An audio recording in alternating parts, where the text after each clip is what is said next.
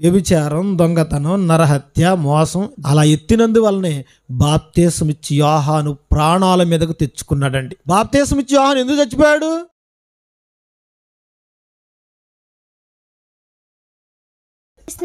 వందనాలు. ఈరోజు నేను మీకు చెప్పబోయే పాఠం పేరు దైవభక్తి గల వారిలో ఉండవలసిన లక్షణాలు. తెలివి, జ్ఞానం, బహుధైర్యం, చెడుతనం నుంచి తొలగిపోతారు. ఈ అవకాశం ఇచ్చిన అందరికీ వందనాలు. మీ అందరికీ వందనాలు. ఆ 12 మంది అపోస్తుల పేర్లు ఏమనగా, మొదటి పేతురు సీమోను, అని సహోదరుడు అంద్రయ, జెబెదయి కుమారుడు యాకోబు, అని సహోదరుడు యోహాను, ఫిలిప్పి, బర్తలోమయి, తోమా, సుంకరేని మత్తయి, అల్ఫయి కుమారుడు యాకోబు, తద్దని మార్పేరు గల లెబ్బాయి, కానాలైన సీమోను, అతను అప్పగించిన ఇస్కరియోతు యూదా. Bible open university India international speaker మరియు అడిషనల్ డిప్యూటీ డైరెక్టర్ అయినటువంటి దైవజనులు పివి రత్నం గారిని మనందరి కరచాల ధ్వనులతో ఈ పాటను అందించడానికి చప్పట్లతో ఆహ్వానం తెలియజేద్దామండి. ప్రార్థన చేసుకుందామండి. మహాపరిశుద్ధుడైన మా ప్రియ పరలోకపు తండ్రి, మా స్వగ్రామాన్ని ఆయన ప్రేమించి ఇదిగోనైనా మా రక్త సంబంధికులు, అలాగే గ్రామస్తులు, ఆత్మీయులు, మా శరీర సంబంధులైన వారిని తండ్రి మీ మాటలతో రేపాలని పౌలు గారిని ఆయన అన్నట్లుగా తండ్రి, మేము కూడా మా ప్రాంతంలో ఉన్న వారిని రక్షించుకోవడానికి ప్రతి నెలలో కూడా తండ్రి బృహత్తరమైన కార్యక్రమాలను ఆయన నిర్వహించడం జరుగుతుంది. మరి ఆ క్రమంలోనే ఈ నెలలో కూడా ఈ దినాన మరి మీరు మాకు అనుగ్రహించి మేమంతా కలిసి తండ్రి మిమ్మల్ని ఆరాధించడానికి, స్తుతించడానికి మీరు ఇచ్చిన మహాభాగ్యాన్ని బట్టి వందనము చెల్లించుకుంటున్నాం. దూర ప్రాంతాల నుంచి నాయన మీ బిడ్డలను క్షేమంగా నడిపించారు, స్థానికులను సమకూర్చారు. విలువైన మహాజ్ఞాన సంగతులు మీ గ్రంథం నుంచి మేము అందరం కలిసి ఆలోచన చేస్తుండగా మా అందరి మనోనేత్రం వెలిగించండి. కేవలం విని విస్మరించే వారిగా ఉండకుండా విన్న మాటల ప్రకారం జీవించులాగున కృప అనుగ్రహించండి. మా జీవితం అంతా తండ్రి మీకు నమ్మకంగా బ్రతికి ఇదిగోనైనా ఫలాన్ని తీసుకుని వచ్చి మీ చేతిలో పెట్టగలిగే భాగ్యాన్ని దయచేయండి. ప్రతిఫలంగా మా అందరికీ పరలోకాన్ని దయచేయమని కోరుకుంటూ, చెబుతున్న నాకు సమయోచితమైన జ్ఞానాన్ని ప్రసాదించమని కోరుకుంటూ, క్రీస్తు వారి పుణ్యనామమున ఈ ప్రార్థన అడిగి వేడుకుంటున్నాం మా తండ్రి, ఆమేన్. ప్రియమైన దేవుని వాళ్ళారా, ఆయా ప్రాంతాల నుంచి చేరి వచ్చిన దేవుని పిల్లలైన వారికి, అలాగే మన గ్రామస్తులకు, వేదికను అలంకరించిన దైవజనులకు క్రీస్తు పేరిట శుభములు తెలియజేసుకుంటున్నాం.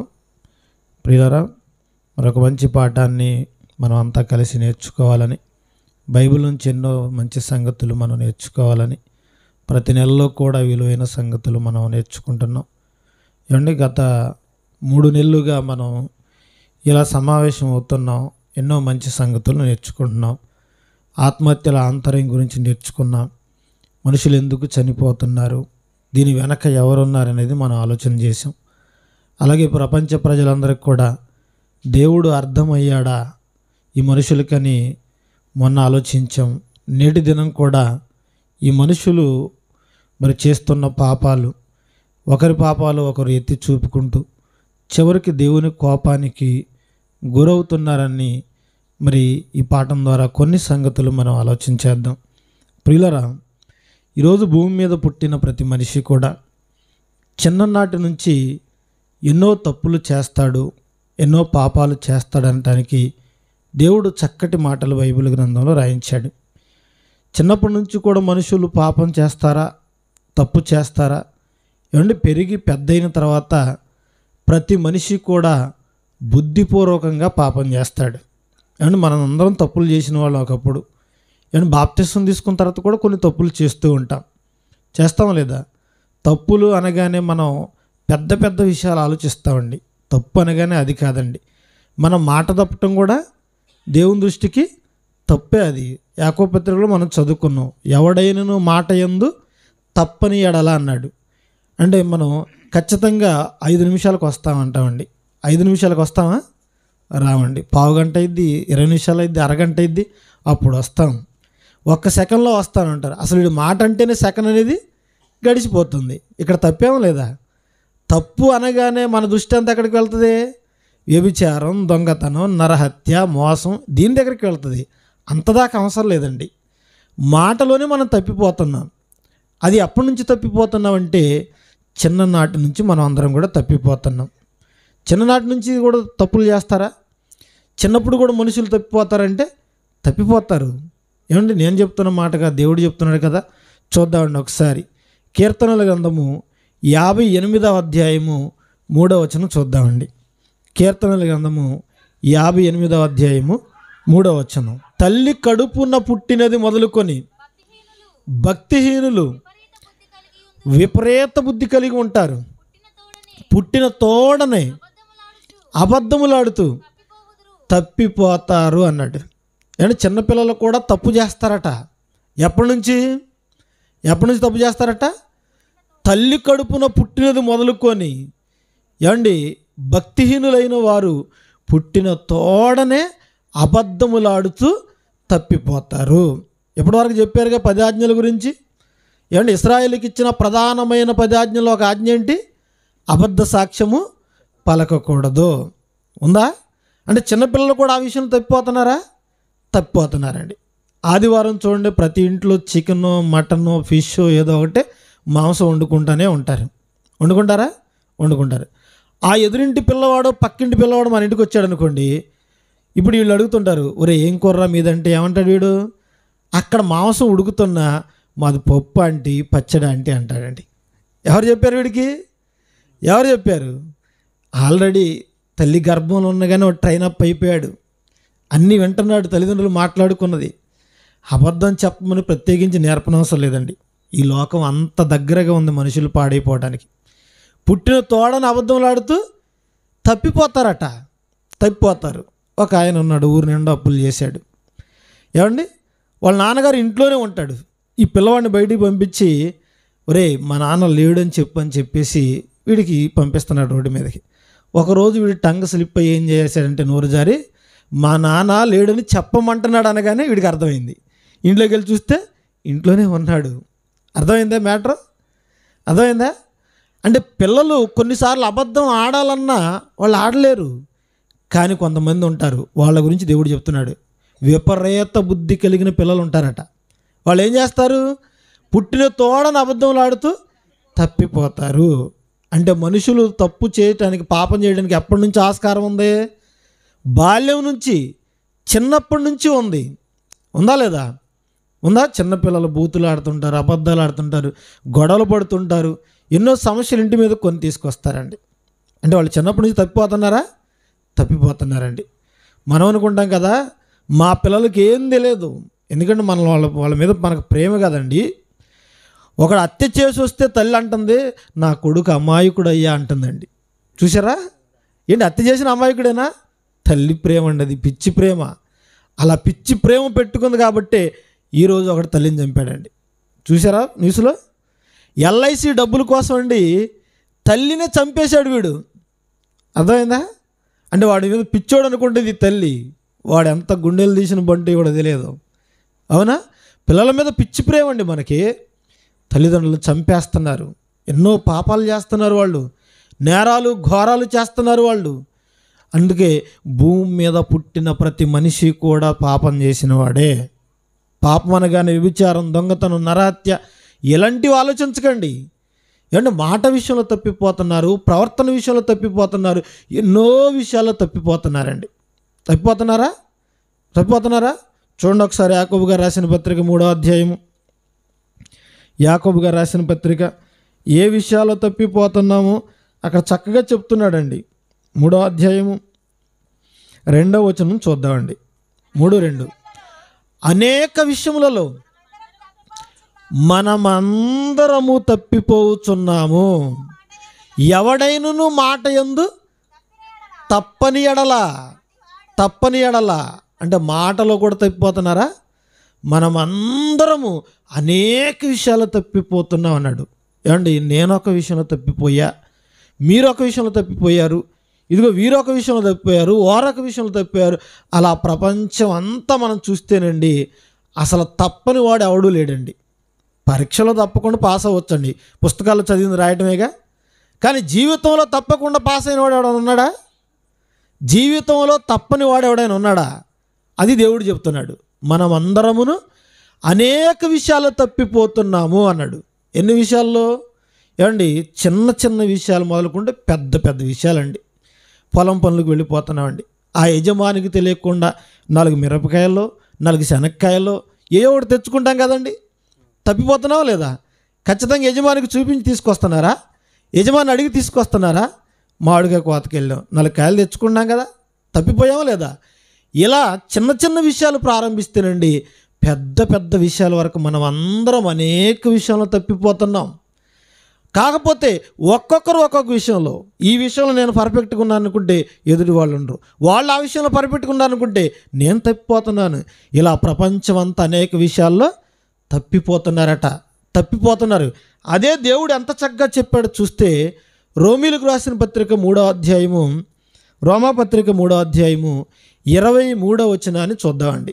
రోమీలకు రాసిన పత్రిక 3వ అధ్యాయము 23వ వచనం. ఏ భేదము, ఏ తేడా లేదు, అందరూ పాపం చేసి దేవుడు అనుగ్రహించు మహిమను పొందలేకపోతున్నారు. ఏ తేడా లేదట, ఏ తేడా లేదు. తల్లి కడుపున పుట్టినది మొదలుకొని చిన్న పిల్లవాడు మొదలుకొని పండు ముసలివాడి వరకు ఏ తేడా లేదటండి. ఉందా? ఏ తేడా లేదు. ఎందుకంటే అందరూ పాపం చేసి దేవుని మహిమను పొందలేకపోతున్నారు. ఏమండి, దేవుని మహిమను పొందలేకపోతున్నారు అంటే అందరూ పాపం చేసిన వాళ్ళేనా? రోమపత్రికలు కూడా చదువుకున్నాం కదండి, నీతిమంతుడు లేడు, ఒక్కడు కూడా లేడు. ఎప్పటి వరకు? బాప్తీసం పొందకముందు నీతిమంతుడు ఎవడూ లేడండి. బాప్తీసం తీసుకున్న తర్వాత ఆ తర్వాత కూడా తప్పులు చేస్తున్నాం. యేసు రక్తం మనల్ని కడుగుతుంది. ఆ తర్వాత నీతిగా బ్రతకటానికి ప్రయాసపడుతున్నాం. బాప్తీసం తీసుకున్న తర్వాత నేను ఏ తప్పు చేయలేదని అన్నవాళ్ళు చేయొద్దండి. ఎవరైనా ఉన్నారా? ఎవరు ఉండండి. బాప్తీసం తీసుకున్న తర్వాత ఏదో మాటల్లోనో అబద్ధంలోనో ఏదో పనిలోనూ మనం తప్పిపోతామండి. 100% నేను తప్పు చేయనని గ్యారంటీ కావాలని చెప్పగలరా? ఎవరు చెప్పలేరండి. అందుకే అంతం వరకు సహించిన వాడే రక్షింపబడతాడు. అంతం వరకు నువ్వు క్యారెక్టర్ నువ్వు కాపాడుకోవాలి, అప్పుడు నువ్వు కాపాడబడతావు.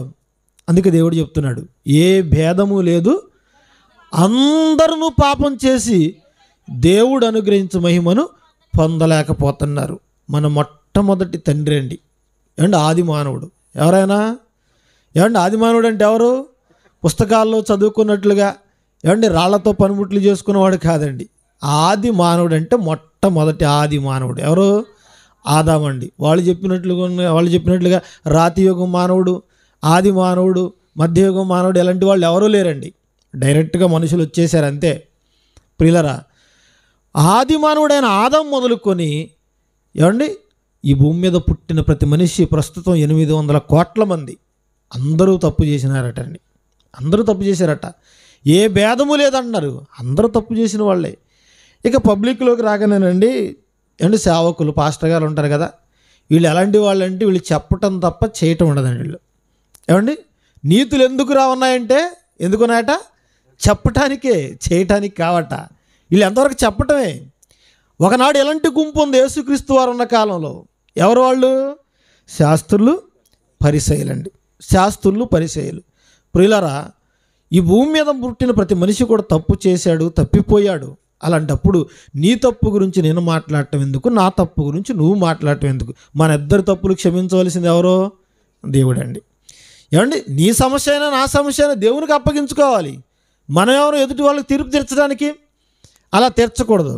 విన్నారు కదా మొదటి సందేశంలో, సహోదరుని మీద ఏలెత్తి చూపించే అధికారం ప్రపంచంలో ఎవరికీ లేదండి. నువ్వు దొంగవి, నువ్వు అంతకుడివి, నువ్వు వ్యభిచారివి, నువ్వు మోసగాడివి, ఇలాంటి మాటలు ఎదుటివాడి మీద ఎవరి మీద మనం వేలెత్తి చూపించే అధికారం మనకు లేదు. ఎందుకంటే ఒకసారి మన గతాన్ని చూసుకుంటే మనం అలాంటి వాళ్ళమే, ఇంకా వాళ్ళకంటే ఘోరమైన తప్పులు చేసిన వాళ్ళమే. ఏమండి, దొరికితే అందరూ దొంగలే, దొరకలేదు కాబట్టి అందరూ దొరలే. అర్థమైందా? అందుకే ఎవరి విషయంలో కూడా ఫిజికల్ సెన్స్ ఎత్తకూడదండి. అస్సలు కూడా శారీరకంగా తప్పులు ఎవరు ఎత్తకూడదు. ఎందుకంటే దేవునికి నచ్చదండి. అది దేవునికి నచ్చదు. దేవుడు పైనుంచి చూస్తున్నాడు. అసలు మనం ఏం మాట్లాడుకుంటున్నామా అని చెప్పేసి ఒకసారి ఆయన చెవి యొగ్గి ఆలకిస్తేనట ఈ మనుషులు ఎలాంటి మాటలు మాట్లాడుకుంటున్నారో చెప్తున్నాడు దేవుడు. ఇర్మియా గ్రంథము 8వ అధ్యాయము 6వ వచనం. దేవుడట చెవియొగ్గి వారి మాటలు విని ఉన్నాను, పనికి మాలిన మాటలు వారు ఆడుకొనుచున్నారు, నేనేమి చేస్తుందని చెప్పి తన చెడుతనము గురించి పశ్చాత్తాపపడువాడొకడును లేకపోయాను. దేవుడట అసలు ఏం మాట్లాడుకుంటున్నారా నా పిల్లని చెప్పేసి అలా చెవియొగ్గి ఆలకిస్తున్నాడటండి. ఏం మాటలు ఉన్నాయట? పనికొచ్చే మాటలు ఏమైనా ఉన్నాయా? ఏం మాట్లాడినాడు? అన్నీ పనికి మాలిన మాటలే. కొత్త నిబంధనలు చెప్పాడు కదా, కల్పనా కథలు, ముసలమ్మ ముచ్చట్లు. ప్రియులరా, పని పాట లేని వాళ్ళు ఏం చేస్తారంటే వెళ్ళి అది ఆ షెడ్లో కూర్చుంటారండి. ఇక ఆ దారిన ఎవడు వెళ్తున్నాడో వాడి మీద ప్రసంగాలు, ఇటువైపు ఎవడు వెళ్తున్నాడో వీడి మీద ప్రసంగాలు. అసలు అక్కడెందుకు కూర్చున్నావు నువ్వు? ఇంటి దగ్గర కూర్చొని బైబిల్ చదువుకోవచ్చుగా, ఒక పాట ప్రాక్టీస్ చేయొచ్చుగా. ఏమండి, అయ్యగారు చెప్పిన ప్రసంగం రికార్డ్ చేసుకుని వినొచ్చుగా. ఈరోజు ఫోన్లో ఎన్ని ప్రసంగాలు ఉన్నాయండి యూట్యూబ్లో. మీ నెట్ అంతా అయిపోయినా ప్రసంగాలు మాత్రం అయిపోవండి. రోజంతా 24 గంటలు విన్నా ప్రసంగాలు మాత్రం ఇంకా కొద్దుగానే ఇంకా ఎక్కువ ఉంటాయండి. కానీ మనుషులు ఏం చేస్తున్నారట?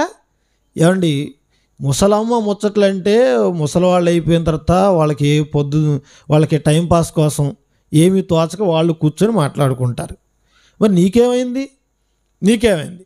ఏమండి, పనిమంతురాలైతే పగలంతా పని చేసుకుంటుంది, రాత్రి పని చేసుకొని దేవుని వాక్యం చదువుకొని ప్రార్థన చేసుకొని పాటలు పాడుకొని పడుకుంటారండి. అంతేనా? దేవుని కార్యక్రమం ఉంటే దేవుని కార్యక్రమానికి వెళ్తారు. కానీ దేవుడు ఏం చేస్తున్నాడట? అసలు నా గురించి వీళ్ళు ఏం మాట్లాడుకుంటున్నారని చెప్పేసి దేవుడు ఒక గ్రంథాన్ని రాశాడట మన కొరకు. గ్రంథాన్ని రాశాడో లేదో చూడండి. మలాకీ గ్రంథం 3వ అధ్యాయము 16వ వచనం చూద్దాం. మలాకీ గ్రంథము 3వ అధ్యాయము 16వ వచనం చూద్దాం. అప్పుడు యెహోవాయందు భయభక్తులు గలవారు ఒకరితో ఒకరు మాట్లాడుకొనుచుండగా దేవుడు చెవియొగ్గి ఆలకించాడు. మరియు యెహోవాయందు భయభక్తులు కలిగి ఆయన నామమును స్మరించుచూ ఉండు వారికి జ్ఞాపకార్థముగా ఒక గ్రంథము ఆయన సముఖమందు వ్రాయబడెను అన్నాడు. ఏమండి, ఒక తోటి మనిషి ఎదురయ్యాడు అనుకోండి, మనకి మరో మనిషి ఎదురయ్యాడు అనుకోండి, ఇద్దరు మనుషులు కలిస్తే ఏం మాట్లాడుకోవాలట? ఏం మాట్లాడుకోవాలి? దేవుని గురించి మాట్లాడుకోవాలండి. కానీ మనం ఏం మాట్లాడుకుంటాం? అక్క, ఈ చీర ఎక్కడ కొన్నావు? చాలా బాగుంది అక్క. ఎంత అక్క దీని రేటు? ఏంటి బంగారం ఎప్పుడు చేయించావు? ఈ దప్ప ఏమైనా ఉందండి మనకు ఊసులు? ఈ దప్ప ఏమైనా ఉందా? లేదు కదండి. అవి కాదు మనం మాట్లాడాల్సింది. దేవుడట నువ్వు ప్రతి క్షణం ఎవరితో ఏం మాట్లాడుతున్నావు వింటున్నాడు ఆయన. ఇద్దరు మనుషులు ఎదురు పడితే ఏం మాట్లాడుకుంటున్నారో వింటున్నాడు ఆయన. ఇప్పుడు మనకు భయం కలగాలి. అమ్మో, ఇద్దరం కలిసి మనం మాట్లాడుకుంటుంటే దేవుడు వింటున్నాడా? అలాంటప్పుడు మనం ఏం మాటలు మాట్లాడాలి?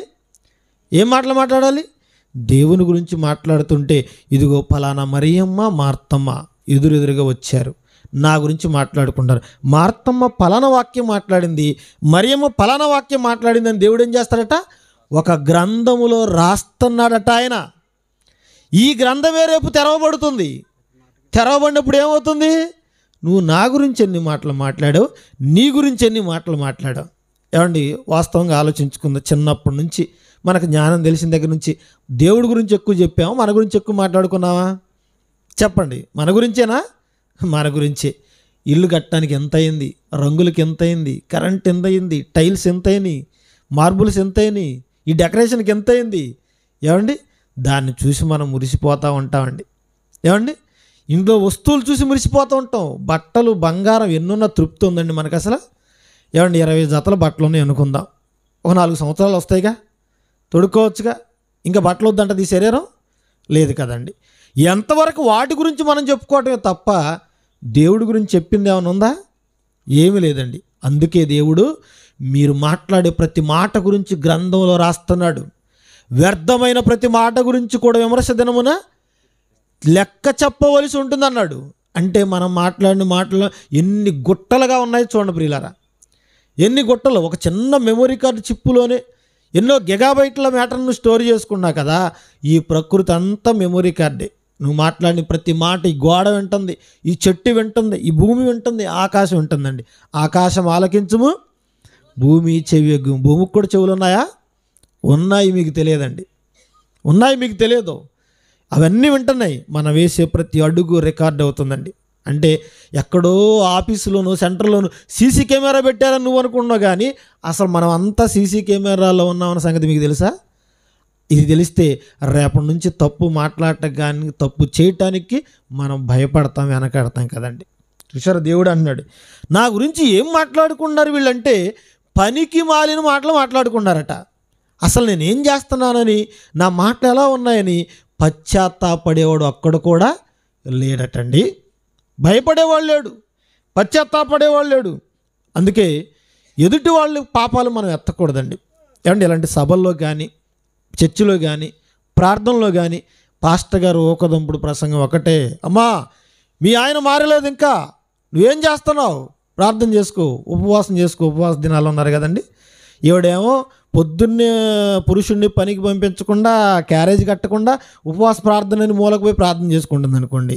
మరి పిల్లలకు బడికి వెళ్ళడానికి క్యారేజ్ ఎవరు కడతారు, భర్తకి ఎవరు క్యారేజ్ కడతారు? అక్కడ గొడవ అవుదా?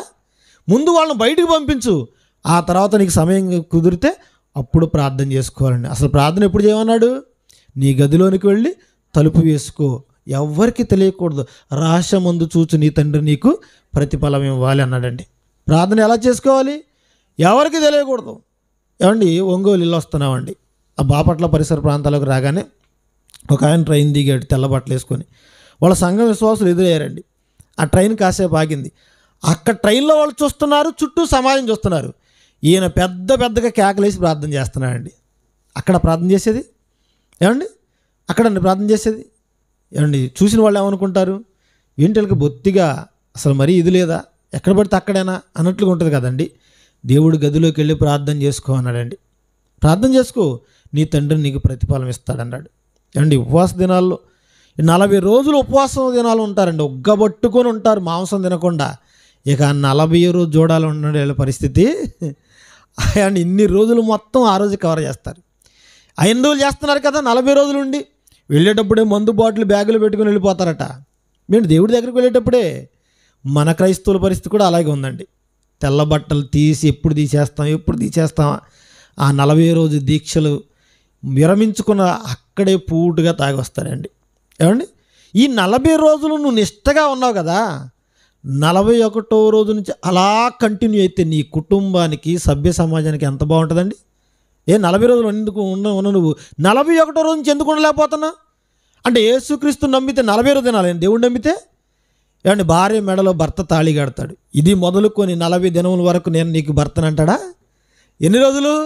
చావు మనల్ని ఎడబాపు వరకు. క్రీస్తుని ధరిస్తే నువ్వు 40 రోజులు కాదయ్యా, 40 రోజులు కాదు. తెల్ల బట్టలు మార్చుకుని బ్రతుకు మారినట్టేనా? తెల్ల బట్టలు వేసుకున్నావు, అయినా ఉపవాసం ఎక్కడ చేస్తున్నావు నువ్వు? వ్యాపారానికి వెళ్ళిపోతున్నారండి. జాంకాయలు అమ్ముతున్నాడు, ఐస్ క్రీమ్ అమ్ముతున్నాడు. ఏమంటే పనికి వెళ్తున్నాడు. చెప్పులు ఒకటి తీశారు అంతే, బట్టలు మార్చుకున్నారు అంతే. వీళ్ళు ఏ మార్పు రాలేదు. 41వ దినం చూడండి, బైబిల్లో ఒక నిజమైన సామెత రాయించాడు దేవుడు. ఏంటి ఆ సామెత? కుక్క తన వాంతికి తిరిగింది, కడుగబడిన పంది బురదలోకి దొల్లుటకు మళ్ళీనట్టు అన్నాడు. ఏమండి, పందిని తీసుకొచ్చి మంచి పియర్ సోప్తో స్నానం చేసామనుకోండి, ఏమండి అది చక్కగా ఇక బురద అంటించుకోండి ఉంటుందా? మరలా బురదలోనికి వెళ్ళిపోద్దండి. ఏమండి, కుక్క ఇప్పుడు చూడండి, మనం భోజనాలు చేసి ప్లేట్లు బారేస్తాం, ఎక్కడో ఊరు బయట బారేస్తామండి, బాగా తింటుంది, కడుపు నిండా పట్టనంత తింటుందండి. రేపు దొరుకుతుందో లేదని చెప్పేసి ఇక అరాయించుకోలేక ఎక్కడో ఒక చోట కక్కి వేస్తుంది. మరలా రేపు ఎవరు భోజనం పెట్టరు దానికి, అప్పుడు గుర్తుకొస్తుంది నేను నిన్న కక్కి వేసాను అక్కడికి వెళ్ళి తినాలని. ఏమంటే ఎప్పుడైనా ప్లేట్లో మీరు కక్కిన తర్వాత దాచుకొని రేపు వద్దు తింటారా? అంటే 41వ రోజు నుంచి వాళ్ళ పరిస్థితి ఎలా ఉంది? మళ్ళా అలాగే ఉందండి. ఎక్కడ వేసిన గొంగళి అక్కడే 40 రోజులు నువ్వు పాపం చేయకుండా ఉన్నవాడి 41వ రోజు నుంచి కంటిన్యూ అయితే దేవుని ఎంత ఆనందపడతాడు, చూసిన వాళ్ళు ఎంత బాగుపడతారు. ఏమంటే భక్తికి అసలు బట్టలకి ఏమైనా సంబంధం ఉందా? ఈ బట్టలు కంట్రోల్ చేస్తాయి, తెల్ల బట్టలు. నువ్వు తప్పు చేయకుండా, తప్పు చేయాలనుకుంటే తెల్ల బట్టలైనా చేయొచ్చు, నల్ల బట్టలైనా చేయొచ్చు, ఏ బట్టలైనా చేయొచ్చు అండి. రాజకీయ నాయకులు అంతా తెల్ల బట్టలు వేసుకుంటున్నారు. అసలు మనకంటే పెద్ద తప్పులు వాళ్ళే చేస్తున్నారు, అవునా కదా? ఏమన్నారు వాళ్ళని? వైట్ కాలర్ నేరగాళ్ళు అంటున్నారు వాళ్ళని, అవునా కదా? ప్రియులరా, తప్పు చేయటానికి బట్టలకు సంబంధం లేదండి. అందుకే ప్రపంచంలో ఎవరికి కూడా మరో మనిషి తప్పు చూపించే అధికారం ఎవరికీ లేదు. వాళ్ళ ఫిజికల్ సెన్స్ అస్సలు ఎత్తకూడదండి, ఎత్తకూడదు. సభల్లో నుండి ఇప్పుడు పాస్టర్ గారు అడుగుతామ్మా, మీ ఆయన మారలేదమ్మా, ముందు ఈవిడ మారిందే సరిగ్గా? చర్చిలోకి వచ్చిన తర్వాత అసలు ముసుగేసుకుంటే ఈవిడ అంతా సాత్వికురాలు లేదన్నట్లుగా ఉంటుందండి. ఇక వీధిలో చూడాలండి ఆవిడ మాట తప్ప మరొకరి మాట వినపడదండి. ఏమండి ఇప్పుడంటే ఇంటింటికి నల్లా వేసుకున్నాం పైపు. ఒకప్పుడు ఆ వీధి పైపు దగ్గర ఎక్కడే మా ఇంటి ముందే ఉండేదండి, గొడవలు బిందెలు పగిలిపోతూ ఉండేవి. చూసారా? చూడండి ప్రియులారా, అంటే వీధిలో మన మాట ఎలా ఉంటుంది చెప్పండి. ఏమండి ఆడవాళ్ళ మాట ఒకప్పుడు అసలు బయట వినిపించేది కాదు కట్టండి. ఎంత నమ్రత, పూర్వకాలం స్త్రీలని, ఇప్పుడు వాళ్ళు కాదు. ఏమండి ఇంట్లోకి ఎవరైనా పరాయి పురుషులు వచ్చారనుకోండి, ఏమంటే మన భారతదేశ సాంప్రదాయ ప్రకారం స్త్రీ అక్కడ నుండి సమాధానం చెప్పాలి, తలుపు చాటు నుండి ఎవరండి మీరు, ఎందుకు వచ్చారండి, ఆయన లేరండి అని చెప్పాలి. ఏమండి ఇప్పుడు ఎవరైనా పిలిచారనుకోండి, ముందు ఇళ్ళాలే బయటకు వస్తాయి, భర్త ఇంట్లో ఉన్న ఆయన ఉన్నాళ్ళే నాకు చెప్పండి ముందు అంటది. ఏమంటే చూసారా ఎలా మారిపోయారు, ఎలా మారిపోయారు చూడండి ప్రియులారా. ఏది నీ దగ్గర సాత్వికం, వినయము, విధేయత ఏది చెప్పండి? ఆ స్త్రీలకి ఈ స్త్రీలకి ఎంత తేడా ఉంది చెప్పండి? ఉందా లేదా? ఉంది కదండి. మరి ఎట్లా మారుతాడు నీ భర్త? వాక్యం చెప్పకుండానే, మీటింగ్కి రాకుండానే, బైబిల్ చదవకుండానే నీ భర్తను మార్చుకునే పరిస్థితి నీ చేతులను పెట్టాడు దేవుడు. ఎలా? నీ పవిత్రమైన ప్రవర్తన చూచి అన్నాడు. భర్త బయటికి వెళ్ళి వచ్చాడండి, పాపం బయట ఎన్ని అవమానాలు ఎదుర్కొన్నాడు, ఎన్ని నిందలు భరిస్తున్నాడు. ఆ వెళ్ళిన చోట డబ్బులు ఇచ్చారు లేదు, ఎవరు ఎన్ని మాటలు అన్నారు, ఎండ చలి వర్షంలో పనిచేసి వస్తున్నాడు. ఇంటికి రాగా నువ్వేమనాలి? కాళ్ళు కడుక్కోవడానికి నీళ్ళు ఇచ్చి, తుడుచుకోవడానికి టవల్ ఇచ్చి, త్రాగటానికి మంచి నీళ్ళు ఇచ్చి, ఏమంటే ప్రశాంతంగా కూర్చొని అన్నం తినేటప్పుడు ఏమంటే ఆడవాళ్ళు ఏం చేశారు? విసనగారితో విసురుతూ, ఏమండి ఈరోజు పగలంతా ఎక్కడ కష్టపడ్డారండి, ఏం చేశారండి, ఎన్ని రూపాయలు ఇచ్చారండి, మన కుటుంబాన్ని ఎలా పోషించుకోవాలండి, ఇవి అడిగేవాళ్ళు ఒకప్పుడు. ఇప్పుడు భార్యలైతే అసలు ఆ గుమ్మలో అడుగు పెట్టాడో లేదో, ఏంటి నేను దెమ్మన తేలేదా అని గొడవడితే కూడా ఇంటికి రావాలా, బయటికి వెళ్ళిపోవాలి, అటు నుంచి అటు వెళ్ళిపోవాలనుకుంటాడండి. ఎందుకంటే బయట మనశాంతి లేదు, ఇక్కడికి వస్తే ఇక్కడ కూడా లేదు. మొన్ననేనండి ఆల్బేనియా దేశంలోనండి ఒకడు భార్యాభర్తలు గొడవ పడితే ఏదో గొడవ ముదిరి జైలుకి వెళ్ళిపోయాడండి. జైలుకి వెళ్ళిపోయాడు. ఒరే నీ జైలు జీవితం గడిచిపోయిందిరా, నీకు విడుదలయ్యే సమయం వచ్చింది, ఇక నువ్వు ఇంటికి పో, నిన్ను విడుదల చేస్తున్నావంటే, అయ్యా మీకు దండం పెడతా, నన్ను జైల్లోనే ఉంచండి అంటున్నారండి. ఎందుకురా అంటే, భార్య వద్దు జైలే ముద్దు అన్నాడండి. చదివారుగా చాలామంది, చదవలేదా? చదివారుకండి చాలామంది. భార్య వద్దు జైలే ముద్దు అన్నాడు. ఎందుకు? ఈ భార్య ఎలాంటిదైతే ఆ మాట అనాలండి. ఏమండి ఇలాంటి భార్యల గురించి సామెతల గ్రంథంలో చెప్పాడు. ముసురు దిన్నమున ఎడతెగక కారు నీళ్లును గయ్యాళి భార్యయు సమానం అన్నాడండి. ఏమండి ఈ గయ్యాళి నోరు తెరిసిందంటే నాన్ స్టాపే, ముసురు వచ్చిందంటే మనం ఏ పని చేసుకోవడానికి ఉండదు, అలా అలా చుక్కలు పడతానే ఉంటాయి కదండి. అవునా కదా? మరి అలా ఉంటే నీ భర్త ఎలా మారతాడమ్మా, ఎలా మారతాడు? అందుకే ఈరోజు సభలో సేవకుడు ఇది గమనించకుండా నీ భర్తను మార్చుకో, వాళ్ళని మార్చుకో, వీళ్ళు మార్చుకో, మీ ఆయన పేకాట ఆడుతున్నాడు, వ్యభిచారం చేస్తున్నాడు, దొంగతనం చేస్తున్నాడు, ఫలానా అక్కడ చేశాడు, ఎక్కడ కనపడ్డాడు, తాగుతున్నాడు అంటే మారతాడా? ఇది వింటున్నారు కదండి బయట ఉండి, వీళ్ళు చర్చి బయట ఉండి వింటున్నారు కదా. ఇదిగో బయట ఉంటేనే పాస్టర్ గారు మా మీద ఇన్ని ప్రసంగాలు చేస్తున్నాడు, ఇక మేము లోపలికి వస్తే డైరెక్ట్గా మా మీద అంటారు, మీ సావేదో మీరు రావండి, మేము మాత్రం రావంటున్నారండి పురుషులు. పురుషులు రాబోవడానికి కారణం ఏంటి? ఇదే. ఏ సభలో చూసిన ఆడవాళ్ళ సంఖ్య ఎక్కువ ఉంటుందా, మగవాళ్ళ సంఖ్య ఎక్కువ ఉంటుందా? ఆడవాళ్ళ సంఖ్య. ఎక్కడ కూడా లెక్క పెట్టుకోండి మీరు, మగవాళ్ళు ఎక్కువ ఉన్నారు, ఆడవాళ్ళు ఎక్కువ ఉన్నారు. మీ ప్రవర్తన బాగుంటే నీ భర్త నీ వెనకాలే రావాలి, నీ వెనకాలే రావాలి. మోపిదేవి ప్రాంతం అండి, మన కృష్ణా జిల్లాయే. మోపిదేవి తెలుసు కదండి, ఏమండి? మోపిదేవి చాలా ఫేమస్ అండి, అక్కడ పెద్ద గుడి ఉంటుంది. అక్కడ ఒక స్త్రీ అండి, ఒక సిస్టర్ గారు మాతో కలిసి ప్రార్థనకు వస్తారు. అసలు మేము ఇంటికి వెళ్తే చాలండి, అంత పరిచర్య చేస్తుంటేనండి. ఒక బాలింతరాలికి ఎంత సేవ చేస్తారు, కాలు కింద పెట్టకుండా మంచం మీద కూర్చుంటే అన్నీ తెచ్చి పెడతారండి. అలాంటి మంచి కుటుంబం అండి. తన భర్త దేవుని నమ్మలేదు. ముందు జరిగిన సంగతి చెప్తున్నాను. ఆవిడ అడిగిందటండి, ఏమండి ఆవిడ భర్త మాటకు ఎదురు చెప్పదట. అడిగిందట, ఏమండి మీరు కూడా బాప్తిసం తీసుకోవచ్చు కదండి, నాలాగా ప్రార్థనకు రావచ్చు కదండి అంటే, అతను అనుకున్నాడట, నా భార్య జీవితంలో ఏది నన్ను అడగలేదు, చీరలు, బంగారం, సారెలు ఇవేమి కొనమని అడగలేదు. నా భార్య నన్ను ఏమడిగింది, తప్పు అడగలేదు కదా, నన్ను కూడా రక్షణ పొందుకోమని అడిగింది. ఈ మాత్రం నా భార్య మాట నేను గౌరవించలేనని చెప్పేసి అతను కూడా రక్షణ పొందాడండి. 10 లక్షలు పెట్టి సౌండ్ సిస్టమ్ తీసుకుని ఇలాంటి మీటింగ్లు ఎక్కడ జరిగినా అక్కడ తిప్పుతున్నాడండి ఆయన. చూసారా? ఆ ప్రవర్తన బాగాలేకపోతే ఈయన బాప్తీసం తీసుకుంటాడా? ఆవిడ చెబుతుందండి, మా ఆయన నేను ఏది ఇది కావాలి అది కావాలి అన్నయ్య అని అడగనండి అంటుందండి. చూసారా? ఈరోజు మనం అడుగుతున్నావా లేదా? అడుగుతున్నావా? అలాంటి స్త్రీలు ఉంటే మారతారా? మారండి, మారతారు. మరి ఇప్పుడు వాళ్ళ తప్పులు ఎత్తితే వీళ్ళు ఎలా మారతారు? అంటే ఎదుటివాడి తప్పు మనం ఎత్తామనుకోండి, ఒరే నువ్వు దొంగవు అన్నావు అనుకోండి, ఏమంటారు వాళ్ళు? నువ్వు దొంగవే, మీ నాన్న దొంగ, మీ అమ్మ దొంగ, మీ తాత దొంగ, మీ ముత్తాత దొంగ, అసలు మీ వంశమే దొంగల వంశం అంటారండి. అంటారనరా? అంటారు. వాడిని అంటం ఎందుకు, మనం అనిపించుకోవడం ఎందుకు? వాడిలో ఉన్న మంచిని చెప్పండి. ఏమండి, ఎంత చెడ్డవాడైనా వాళ్ళు ఒక్కటైనా మంచి ఉంటుందా? ఆ మంచి చెప్తేనండి వాడు మారటానికి అవకాశం ఉంటుందండి, మారటానికి అవకాశం ఉంటుంది. అందుకే ప్రియులారా, ఎదుటివాడి తప్పునెత్తే అధికారం ప్రపంచంలో మరొకటికి లేదండి. మరి ఏమండి, మరి చెప్తున్నాడు కదండి పలానా పాస్టర్ గారు, మరి ఆయనే తప్పులు చేస్తున్నాడండి. ఆయన తప్పు చేస్తే నీకెందుకయ్యా? శిక్ష ఎవరు విధిస్తారు? దేవుడండి. ఒకనాడు ఇదే బ్యాచ్ ఉంది, ఒకప్పుడు కూడా ఇదే బ్యాచ్ ఉన్నారు. వాళ్ళు చెప్తుంటే వీళ్ళు వింటలేదట. యేసుక్రీస్తు వారు వచ్చి వీళ్ళకి ట్రీట్మెంట్ ఇస్తున్నాడు. ఏం చెప్తున్నాడు చూడండి, మత్తయి సువార్త 23వ అధ్యాయము ప్రారంభోచనం చూద్దాం. జన సమూహములతోను తన శిష్యులతోను ఇట్లా నేను శాస్త్రులను పరిసయ్యులను మోషే పీఠ మందు వారు కూర్చుంటారు గనుక వారు మీతో చెప్పునవన్నీ అనుసరించి గైకొనండి, అయినను వారి క్రియల చొప్పున మీరు చెయ్యవద్దు అంటున్నాడండి. ఇప్పుడు శాస్త్రులు పరిసయ్యులు ఎవరంట వాళ్ళకి అధికారం ఉంది. మోసే పీఠ ముందు కూర్చొని వాళ్ళు సేవకులు అన్నాడు. ఇప్పుడు వాళ్ళు చెప్పింది వీళ్ళు చేయాలా వద్దా? ఇప్పుడు వాళ్ళు ఏదో తప్పు చేశారనుకుందాం, వాళ్ళు తప్పు చేస్తే నీకెందుకు? వాళ్ళు చెప్పిన వాక్యం బైబిల్లో ఉందా లేదా, ధర్మశాస్త్రంలో ఉందా లేదా? ఉంటే మీరు పాటించండి అని యేసుక్రీస్తు వారు చెప్పారండి.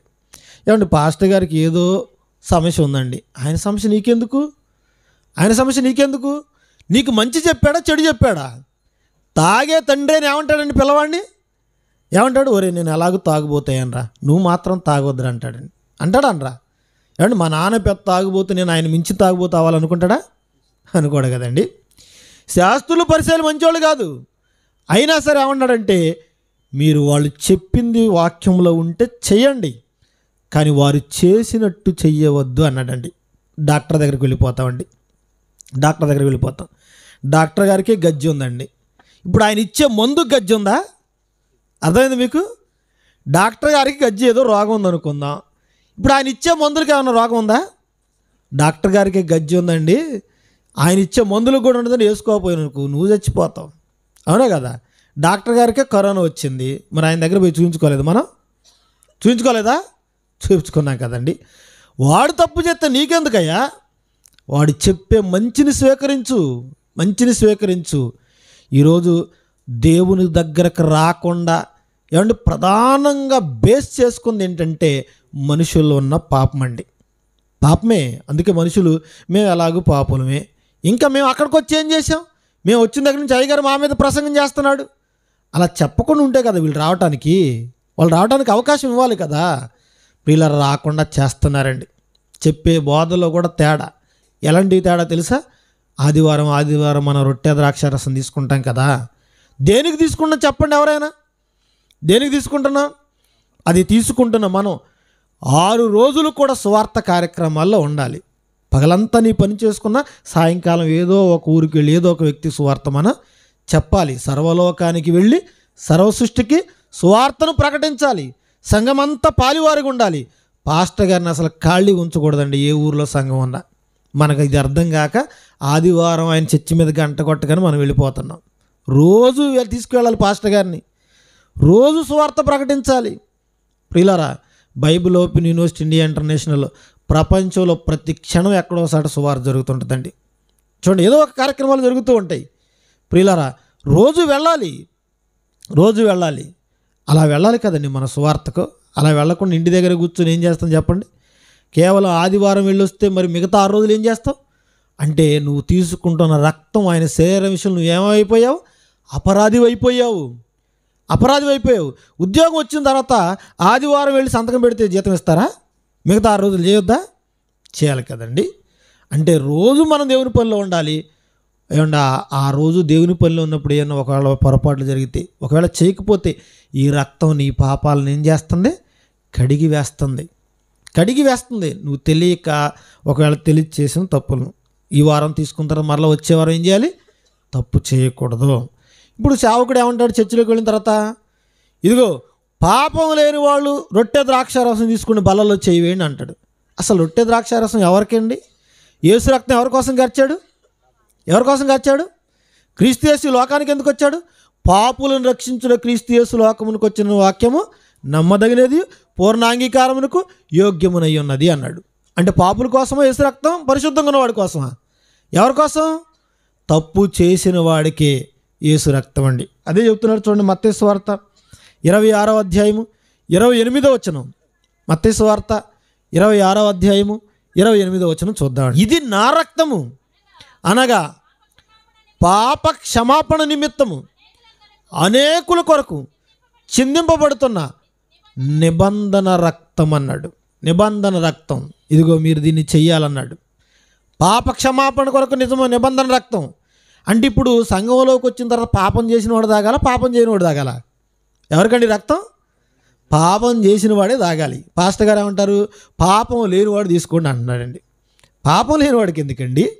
అదే మత్తయి సువార్త 12 మరి 9:12 అన్నాడండి, ఆరోగ్యము గలవానికి వైద్యుడు అక్కరలేదు అన్నాడు. ఆరోగ్యం గలవాడికి ఎందుకండి? డాక్టర్ దగ్గరికి వెళ్ళి, డాక్టర్ గారు అరకాలు మొదలుకొని 2 నెత్తి వరకు నాకు ఏ వ్యాధి లేదండి, అయినా సరే ఒక ఇంజక్షన్ చేయండి అని అంటామండి? ఎందుకు కోరుకుంటాం చెప్పండి? పాపం లేనివాడికి, రోగం లేనివాడికి ఎందుకండి డాక్టర్ గారు? రోగం ఉన్నవాడికి కావాలి. ఇప్పుడు యేసు రక్తం ఎవరికి? వారం అంతా తప్పులు చేసిన వాళ్ళకి కావాలండి. తప్పు చేయని వాడికి ఎందుకు? తప్పు చేయని వాడు కూడా ఆయన ఆజ్ఞ ప్రకారం తీసుకోవాలి. అర్థమైందా? అంతేగాని తప్పు చేయని వాడు మాత్రమే తీసుకోవాలండి. మరి తప్పు చేసిన వాడు పాపం ఎలా పోతుంది? క్రీస్తు రక్తం కడగకపోతే? అర్థమైందా? ఇలాంటి సంఘాల్లో చెప్తున్నది మీరు ఎంతమంది ఉన్నారో ఆలోచించుకోండి. అది వాక్యానుసారం కాదని అర్థం చేసుకోండి ప్రియులారా. ఏమండి, ప్రపంచంలో ఎదుటి వాళ్ళ తప్పులు మనం ఎత్తకూడదండి. ఏదో తప్పు చేశారు, వాళ్ళు ఒకరోజు తెలుసుకునే రోజు ఉంటుంది. ఏమండి, సిలువలో దొంగ ఎప్పుడు తెలుసుకున్నాడు? Last minute. అంటే అప్పటి వరకు కూడా ఎగ్జామ్షన్ ఇవ్వబడింది, అవకాశం ఇవ్వబడింది. ప్రియులారా, అలాగే నేను కూడా ప్రాణం పోయే ముందు తండ్రి నన్ను క్షమించంటే కుదరదండి. అది మనం చదువుకున్నాక ముందే మారాలన్నాడు. బాల్య దినములందు సృష్టికర్తను స్మరణకు తెచ్చుకో అన్నాడు కదండి. అప్పటి నుంచి భక్తి భావన ఉండాలి, మనలో ఉండాలి. ఎదుటివాడి తప్పులు మనం ఎప్పుడైతే ఎత్తుతున్నామో అక్కడే దేవుని దృష్టిలో మనం తగ్గించబడతాము. ఎదుటివారి పాపాలు మనం అస్సలు మాట్లాడకూడదండి. చేస్తే ఏంటంట, ఏమండి, దేవుడు చూస్తున్నాడు. వాళ్ళు తిరిగి మారు మనసు పొంది మారారనుకోండి, దేవుడు క్షమిస్తాడు. మారకపోతే వాళ్ళు శిక్షించబడతారు. అవునా? నమ్మని వానికి శిక్ష విధించబడును, నమ్మినవాడు రక్షించబడును అన్నాడు. చెబుదాం మనం, వింటే విన్నారు, లేదంటే లేదు. అందుకే ఎదుటి వాళ్ళ పాపాలు మనం అస్సలు ఎత్తకూడదండి. 2 మనుషులు దేవాలయానికి వెళ్ళారు ప్రార్థన చేసుకోవడానికి. అప్పుడు 2 మనుషుల ప్రవర్తన ఎలా ఉందో ఒకసారి చూద్దామండి. లూకాసు వార్త 18వ అధ్యాయము 9వ వచనం చూద్దామండి. లూకాసు వార్త 18వ అధ్యాయము 9వ వచనం చూద్దాం. తామే నీతిమంతులమని తమను తాము నమ్ముకొని ఇతరులను తృణీకరించు కొందరితో ఆయన ఈ ఉపమానం చెప్తున్నాడు. ప్రార్థన చేయుటకై 2 మనుషులు దేవాలయమునికి వెళ్ళారు. వారిలో ఒకడు పరిసయుడు, ఒకడు సొంకరి. పరిసయుడు నిలవబడి, దేవా, నేను చోరులను, అన్యాయస్తులను, వ్యభిచారులనైనా ఇతర మనుషుల వలెనైనను ఉండనందుకు, కనీసం ఇది సొంకరిలాగా కూడా ఉండనందుకు నీకు కృతజ్ఞతాస్తులు చెల్లిస్తున్నాను. వారానికి 2 రోజులు ఉపవాసం చేస్తున్నాను. నా సంపాదన అంతట్లో 10% ఇస్తున్నాను. తనలో తాను ప్రార్థించుకొనుచుండెను. ఈ ప్రార్థనలో ఏం చెప్తున్నాడండి వాడు? ఏం చెప్తున్నాడు? తనను తాను హెచ్చించుకుంటున్నాడు. ఆ పక్కనే ఉన్నవాడి మీద ఏం చేస్తున్నాడు? నేరాలు పుస్తకాలు చదువుతున్నాడండి వీడు. ఏమని? ఇద్దరు మనుషులు వెళ్ళారట. అందులో ఒకడు పరిసయ్యుడు, ఒకడు సుంకరి. గతంలో చాలాసార్లు చెప్పానండి. పరిసయ్యులకి సద్దూకేయులకి యూదుల్లో ఉన్న తెగల గురించి చెప్పాను నేను. పరిసయ్యులు అంటే ఎవరు? ఏమండి? పరిసయ్యులు అండి దేవదూత, ఆత్మ, పునరుద్ధానం ఉందని నమ్మేవాళ్ళు పరిసయ్యులు. వాళ్ళు యూదులే. సద్దూకేయులు అంటే ఇవి ఏవీ లేవని నమ్మేవాళ్ళు. మోషే దేవుడు తప్ప వీళ్ళు ఏది నమ్మరండి. అర్థమైందా? ఇది పరిసయ్యుడు అనమాట, భక్తి కలిగిన తెగ. పౌలు గారు కూడా ఈ తెగలోనే ఉన్నాడు ఒకప్పుడు. ఆ పరిసయ్యుడు దేవాలయానికి వెళ్ళాడు. సరాసరి లోపలికి వెళ్ళిపోయాడు. లోపలికి వెళ్ళిపోయి ప్రార్థన చేస్తున్నాడు. దేవా అన్నాడండి. ఏమంటే మీ ఇంటికి వచ్చి ముందుకు వచ్చి ఎవరన్నా బయట రా అన్నారు అనుకోండి, ఎలా ఉంటుంది? దేవుడు అంటే లెక్కలేదా? మనం ప్రార్థన చేసేటప్పుడు ఏం చేస్తామండి? ఏమండి? మమ్మల్ని మిక్కిలిగా ప్రేమించిన మా కన్న తండ్రి, మహాపరిశుద్ధుడు అయిన తండ్రి, ప్రేమగల తండ్రి, కృపగల తండ్రి, దయగల తండ్రి అంటావా అన్నావా? ఏదో ఒక డిజిగ్నేషన్ ఉంటుంది కదండి. మన ముందు జిల్లా కలెక్టర్ దగ్గరికి కలెక్టర్ బయట రా అన్నారు అనుకోండి, ముందు వాడు సంగతి చూడండి అంటాడు. అవునా కదా? ఏమంటే దేవుడి దగ్గరికి వెళ్ళి అన్నాడు దేవా అంటే ఊరుకుంటాడు దేవుడు? పైగా చెప్తున్నాడు, వీడు డాంబికం ప్రదర్శిస్తున్నాడు. ఏమని? నేను చోరులను. చోరులు అంటే ఎవరండి? చోరులు అంటే ఎవరు? దొంగలు. ఇదిగో వాళ్ళు చూడు వీళ్ళు చూడు దొంగతనం చేస్తున్నారు, నేను మాత్రం ఏ దొంగతనం చేయటం లేదంటున్నాడు. ఏమండి? చోరులు, అన్యాయస్తులు, వ్యభిచారులు. ఇదిగో వాళ్ళు చూసావా వ్యభిచారం చేస్తున్నారు, వీళ్ళు చూసావా దొంగతనం చేస్తున్నారు, వీళ్ళు చూసావా అన్యాయం చేస్తున్నారు, నేను మాత్రం చేయటం లేదయ్యా. వారానికి 2 రోజులు ఉపవాసం చేస్తున్నారు. చెప్పొచ్చా ఉపవాసం? పక్కన సొంకరికి వినపడుతుందా లేదా? వినపడుతుందండి. అంటే వాడు గొప్ప చెప్పుకుంటున్నాడు. తర్వాత ఏమన్నాడు? నా సంపాదన అంతటిలో 10వ వంతు ఇస్తున్నానన్నాడండి. 10వ వంతు. ఊరికి ఇస్తున్నారా? గాలి జనార్దన్ రెడ్డి అని ఓబులాపురం గనులన్నీ కొల్లగొట్టాడండి. వాడు వేసుకునే మంచం వెండి మంచం, ఆ మంచం కింద దిమ్మెలు వెండి దిమ్మెలు, వాడు తినే ప్లేటు వెండి ప్లేటు, తాగే గ్లాసు వెండి గ్లాసు. వాడి కార్యక్రమాలన్నీ గాలిలోనే. ఎందుకంటే గాలి కదా వాడి ఇంటి పేరు. ఉదయాన్నే టిఫిన్ చేయడానికి వాడి ఊరు బళ్ళారి నుంచి బెంగళూరు వెళ్తాడు హెలికాప్టర్లో. మళ్ళీ మధ్యాహ్నం లంచ్కి ఢిల్లీకి వెళ్ళిపోతాడండి. చూసారా? 20 కోట్లు పెట్టి వజ్రాల కిరీటం చేయించాడు. అమ్మో, 20 కోట్లు పెట్టి చేయించాడా? అసలు వీడి వెనకాల ఎంత ఉందో చూద్దామని నిదానంగా తేగలాగారండి. ఏమైంది? డొంకంతా కదిలింది. అవునా? తీసుకెళ్ళి వాడి పేరు గాలి కదా, గాలి లేకుండా చీకటి కొట్టంలో పెట్టారండి. 7 ఊచల వెనకాల పెట్టారు. ఎక్కడ ఇంట్లో వెండి ప్లేట్లో తిన్నాడు అన్నం, అక్కడికి వెళ్ళిపోతే సత్తు ప్లేటు, సత్తు గ్లాసు ఇసిరేయటమే. వాడు తింటే తిన్నాడు, లేకపోతే లేదు. అర్థమైందా? ఏమండి? అంటే ఎంత దశంభాగం ఇంత ఇస్తున్నాను దేవునికి. ఒక అజ్ఞాత భక్తుడు వచ్చి ఒక మూట విసిరేసి వెళ్ళాడు. ఏమండి? అజ్ఞాత భక్తుడని రాయకపోతే సీసీ కెమెరాలో వాడు ఎవడో తెలియటం లేదా? వాడి పేరు చెబితే ఇన్కమ్ ట్యాక్స్ వాళ్ళు తెల్లారి రైడింగ్ చేస్తారని వాడి పేరు చెప్పరండి. ఎందుకంటే దేవాలయం వాళ్ళకి వాడికి వాటా పంచుకోవడం అనమాట. చూడు, వీడు దశంభాగం ఇస్తున్నాడు అట్ట చెప్పుకున్నాడు. ఎందుకు ఇస్తున్నావు దశంభాగం? నీకు వచ్చి పడుతుంది కాబట్టి ఇస్తున్నావు. రాకపోతే ఇస్తావా? భేద విధవరావులాగా నీకు ఉన్నదంత ఇస్తావా? ఎవరండి? ఏమండి? పెద్ద ఇల్లు కట్టుకున్నాం మనం. ఏమండి? ఈ ఇంటిలో మట్టి దోలుతారు చూసారా, మేరువాకు మెరక దోలుతారు చూసారా? నీ ఇంటిలో ఎంత ఎత్తున మేరువా ఉందంటే అంత లోతు గొయ్యి ఎక్కడో తీశారనే కదా, గొయ్యి పడిందనేగా. అంటే దేవునికి నేను ఇస్తున్నానని ఒక పక్క ఇట్లా చూపిస్తున్నాడు. వెనకట చీకటి వ్యాపారాలు ఎన్ని ఉన్నాయో చెప్పండి ప్రియులారా, ఎన్ని ఉంటున్నాయి. వీడు అలా చెప్పుకుంటున్నాడండి. ఇప్పుడు 2వ వాడు ప్రార్థన చేస్తున్నాడు, సుంకర్ అంటే ట్యాక్స్ కలెక్టర్, పన్ను బాగా వసూలు చేసేవాడు. పాపులని పిలుస్తారు వాళ్ళని. ఎందుకంటే ప్రజల దగ్గర ఏమంటే కనికరం లేకుండా డబ్బులు ముక్కుపిండి వసూలు చేసేవాళ్ళు అనమాట. మనలో కూడా ఉంటారు చూడండి, వడ్డీకి ఇచ్చిన వాళ్ళ డబ్బులు. అమ్మా ఇంత ఇవ్వలేమమ్మా, ఒక రూపాయి తగ్గించమండి. కుదరదో, ఇవ్వాల్సిందే. ఏమంటే అసలు కంటే ఏం ముద్దట? వడ్డీయే. అవునా? వడ్డీ రూపాయి తగ్గితే ఒప్పుకోరు. చూసారా? చూడండి ప్రియులారా, ఇప్పుడు సుంకరి అలాంటి వాడు ప్రార్థన చేస్తున్నాడు. ఎక్కడ నిలబడి ప్రార్థన చేస్తున్నాడు? వీడు సరాసరి లోనకు వెళ్ళాడు పరిసేయుడు, సుంకరి దూరంగా నిలబడ్డాడు దేవాలయానికి. నాలాంటి పాపాత్ముడు అలాంటి పవిత్రమైన స్థలంలోనికి వెళ్ళటానికి కూడా అరుడు కాదని గుండె కొట్టుకొనొచ్చు, రొమ్ము కొట్టుకొనొచ్చు, దేవా పాపినైన నన్ను కరుణించని ఒక్క మాట పలికాడండి.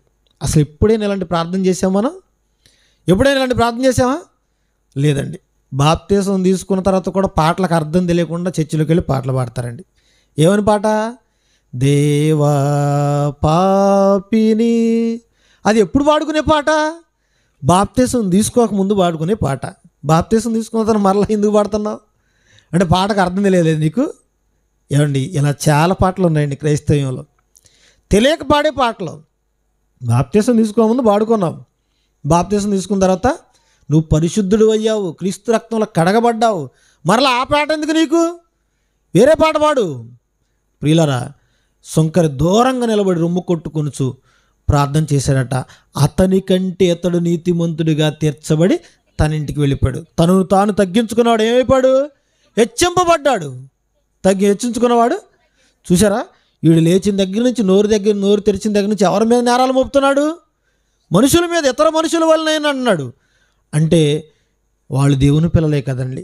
దేవుని పిల్లల మీద ఎవరు నేరం మోపినా దేవుడు సహించడండి, ఊరుకోడండి.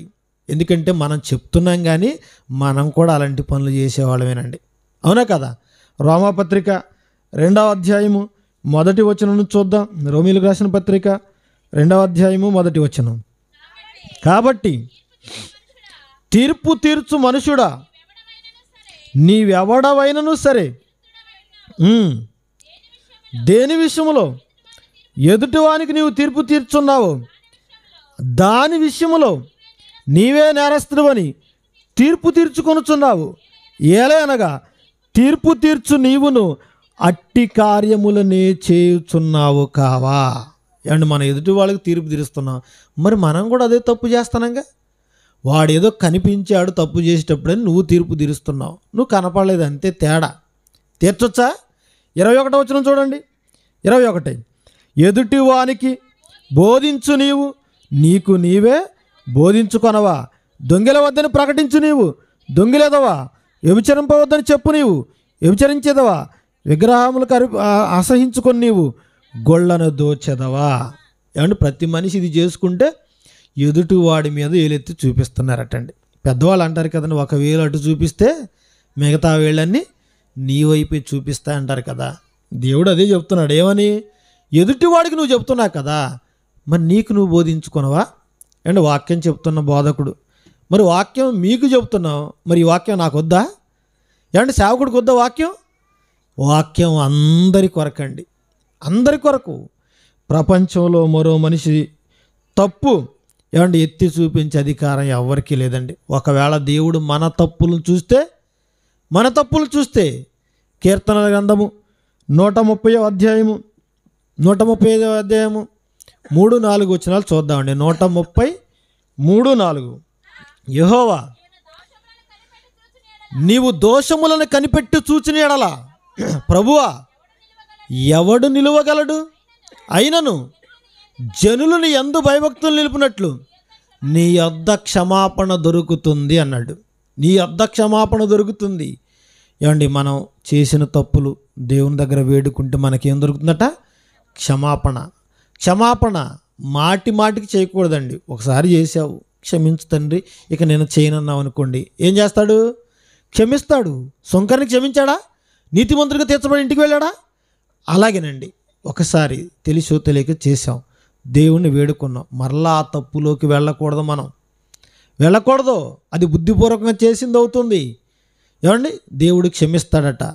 ఏమండి, జనులకు నీ యొద్ద క్షమాపణ దొరుకుతుంది అంటున్నాడు. జనులకు నీ యొద్ద క్షమాపణ దొరుకుతుంది. అసలు నువ్వే దోషాలను కనిపెడితే ప్రపంచంలో ఎవడయ్యా నీ ముందు నిలిచేది? ఎవడండి ఆయన ముందు నిలవగలడు? నాలో ఏ పాపం లేదనేవాడు చేయత్తమని ఆ రోజు యేసుక్రీస్తు వారు చెప్పారా లేదా? చెప్పారా? ఒక్కడనున్నాడా? ఎవడూ లేడండి, ఎవడూ లేడు. కానీ యేసుక్రీస్తు అన్నాడు, నాలో పాపం ఉన్నదని మీలో ఎవడు స్థాపించగలడు అన్నాడండి. స్థాపించగలడు. ఆయన ఎదుటి వారి పాపాలు ఎత్తలేదండి. ఏ రోజు ఎత్తలేదు. ఆయన అందరినీ క్షమించుకుంటూ వెళ్ళాడు, అందరినీ ప్రేమించుకుంటూ వెళ్ళాడండి. మరి మనం మన కంటిలో పెద్ద దూలాన్ని పెట్టుకుని ఏం చేస్తున్నామట? ఎదుటివాడి కంటిలో నీ నలుసొంద తీసుకో అంటారట. గురువింద గింజ తన కింద ఉన్న నలుపును ఎరుగుదన్న సామెతను చూసారా? మనం అలాంటి వాళ్ళం అండి. ఎదుటివాడి తప్పు ఎంతవరకు మనం చూస్తున్నాం తప్ప ఏమండి నీలో ఏ తప్పు ఉందో నువ్వు చూసుకోవట్లేదు. అందుకే ఎదుటివాడి తప్పులు అనవసరం అండి, మనకు అనవసరం. ఎందుకంటే ఆ తప్పులు ఎత్తగలిగిన యేసుక్రీస్తే ఎవరి తప్పు కూడా ఎత్తలేదండి. ఎత్తాడా? మత్తయిని పిలిచాడు సుంకపు మెట్టి దగ్గర కూర్చుంటే, నువ్వు బారు వడ్డీ ఎంత ఇస్తున్నావు, చక్ర వడ్డీ ఎంత ఇస్తున్నావు, 3 రూపాయలు ఇస్తున్నావా, 5 రూపాయలు ఇస్తున్నావా, 10 రూపాయలు ఇస్తున్నావు అని అడిగాడా? అడగలేదండి. నువ్వు వచ్చి నన్ను వెంబడించి అన్నాడు అంతే. ఏమండి, పిలిచాడు, మత్తయి వచ్చాడా, లేవి వచ్చాడా, ఆయన వెంబడించాడండి. అడిగాడు అవన్నీ కూడా? అడగలేదండి. యేసుక్రీస్తు వారు ఆ మార్గాన పోతున్నాడు. ఏమండి, ఎన్నోసార్లు వెళ్తున్నాడు. ఒకరోజు దేవాలయంలో బోధించడానికి వెళ్ళిపోతున్నాడండి. అప్పుడు ఏం జరిగిందో చూద్దామండి ఒకసారి. యోహాను సువార్త 8వ అధ్యాయము 1వ వచనం చూద్దామండి. యోహాను సువార్త 8వ అధ్యాయము ప్రారంభం చూద్దాం.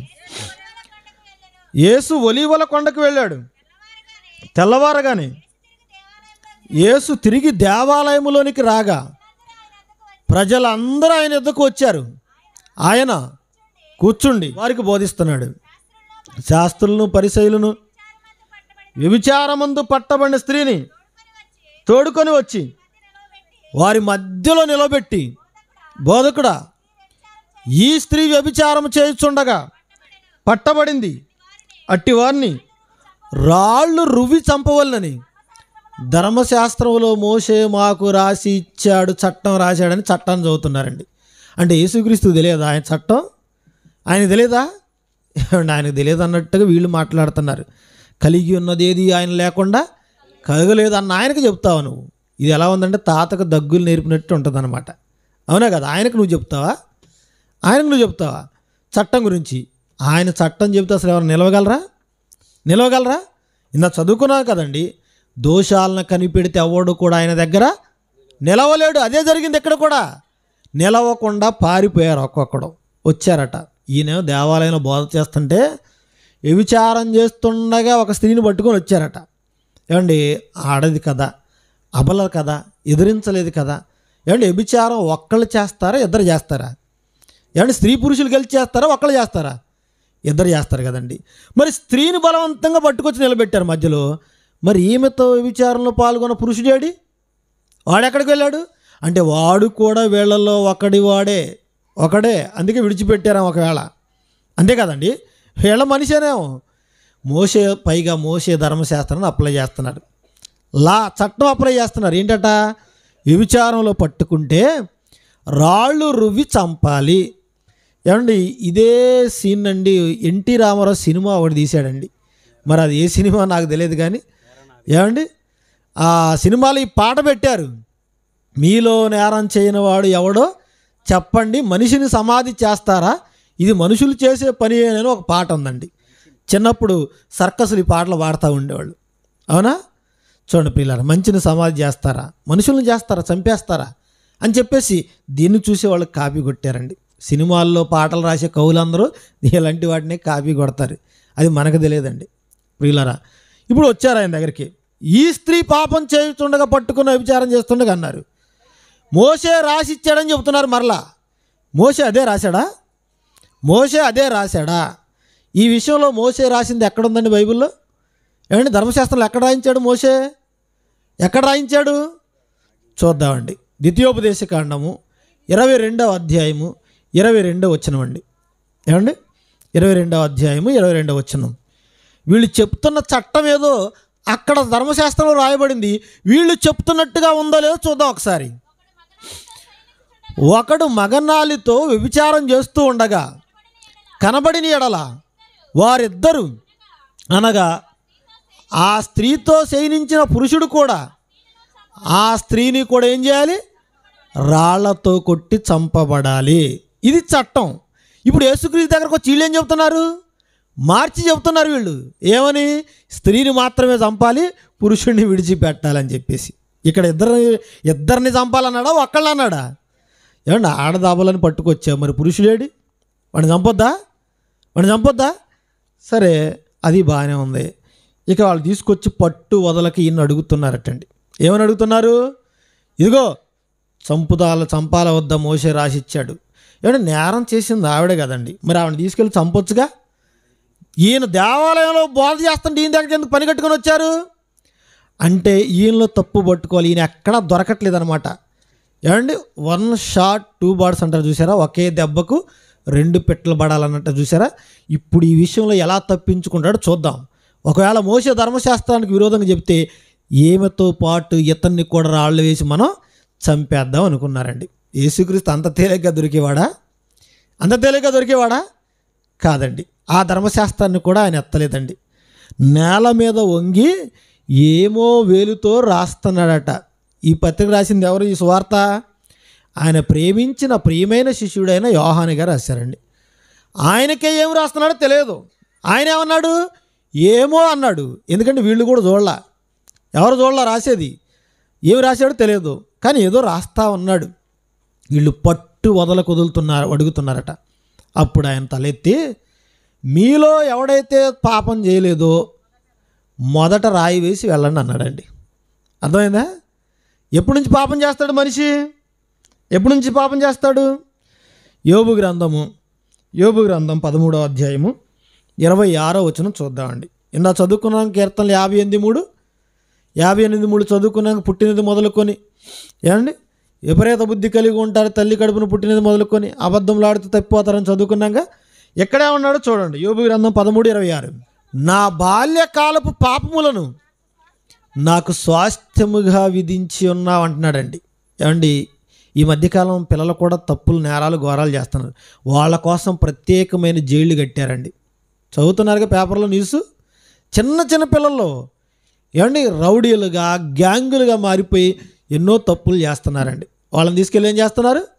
జైల్లో పెడుతున్నారు. చిన్నపిల్లలకు కూడా ఉన్నాయి జైళ్ళు, ఉన్నాయండి. బాల నేరస్తులు అంటున్నారు వాళ్ళని. అర్థమైనా? అక్కడే చదువు చెప్పటం, అక్కడే భోజనం పెట్టడం, ఇవన్నీ చేస్తున్నారు వాళ్ళు. అక్కడైనా మార్పు రావాలని. ఇప్పుడు ఈయన ఏమో రాయిస్తున్నాడట. ఏమండి ఏమో రాయిస్తున్నాడు. కొంతమంది చెప్తున్నారు వాళ్ళందరి పాపాలు రాశాడండి అంటున్నారండి. అక్కడ ఉందా మాట? అక్కడ పుట్టినోట్లు ఏమి రాయబడిందో ఒకటని అంకేసి చూడండి. ఏముంది? మనస్సాక్షి చేత గద్దింపబడిన వారే అన్నాడు. అంటే ఎవడి హృదయం వాడినే గద్దించిందట. ఎందుకు? ఇదిగో నేను అక్కడ తప్పు చేశాను, ఇక్కడ తప్పు చేశాను, వీళ్ళే సర్ది చెప్పుకున్నారండి. ఒకవేళ నేను తప్పు చేయలేదని నిలబడ్డాడు అనుకోండి, అక్కడ యేసుక్రీస్తు వారు ఏం చేస్తారు? వీడియో మొత్తం వేయండిరా అంటాడండి. దొరికిపోతారు. అందుకే ఎవడు మాట్లాడకుండా సైలెంట్గా వెనకున్నవాడు వెనకే రెండో కంటికి తెలియకుండా రాయి అక్కడ పడేసి వెళ్ళిపోయాడండి. ఎందుకు వెళ్ళిపోయారు? ఈయన రాసింది చదివి వెళ్ళారా? ఈయన అన్న మాట విని గద్దెంపబడి వెళ్ళారు. అసలు ఆయన ఏం రాశాడో ప్రపంచంలో ఎవరికి తెలియదు. అర్థమైందా? కానీ వీళ్ళు ఏమన్నారు? వారి పాపాలు రాశాడండి అన్నారు. వారి పాపాలు రాయాలంటే ఆ రోజంతా సరిపోయేది ఆయనకి. ఒక్కొక్కటి రాయాలంటే ఆ రోజు కూడా సరిపోయేది కాదు. అవునా? అర్థమైందా? అంటే ప్రపంచంలో నీతిమంతుడు, పవిత్రుడు, పరిశుద్ధుడు, నిష్కల్మషుడు, ఏమండి ఏ పాపం చేయని యేసుక్రీస్తే రాయి వేయవచ్చండి. ఆయన రాయి వేయవచ్చు. అప్పుడు అందరూ వెళ్ళిపోయారండి. అప్పుడు అడుగుతున్నాడు, అమ్మా ఎవరు నీకు శిక్ష విధింపలేదా? లేదయ్యా. ఈ స్త్రీ భయపడుతుంది. అంటే వీళ్ళందరినీ పంపించాడంటే ఈయన ఒకవేళ నన్ను శిక్షిస్తాడేమో అనుకుందా. ఒకవేళ భయపడుతుంది. అమ్మా ఇక వెళ్ళిపోయి నువ్వు పాపం చేయవద్దు. ఆ ఒక్క మాటే మార్చిందండి ఆవిడ్ని. ఆ ఒక్క మాటే మార్చింది. ఏమంటే పోలీస్ స్టేషన్లోని కౌన్సిలింగ్ ఇస్తారట. పట్టుకుంటే ఎక్కడ లాడ్జీలు దొరికితే ఏమంటారట? అమ్మ అంటారు పోలీసులు.